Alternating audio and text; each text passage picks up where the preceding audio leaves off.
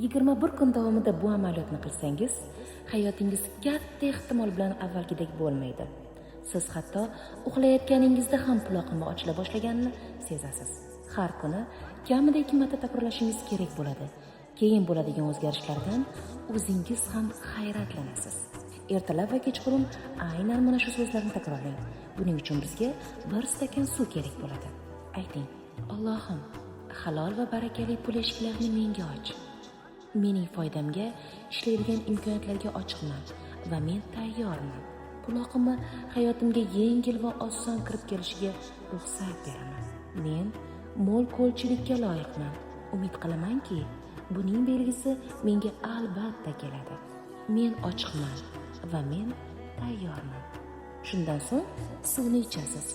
Qisqa vaqt ichida bu amaliyot hayotingizda namoyon bo'la boshlaydi.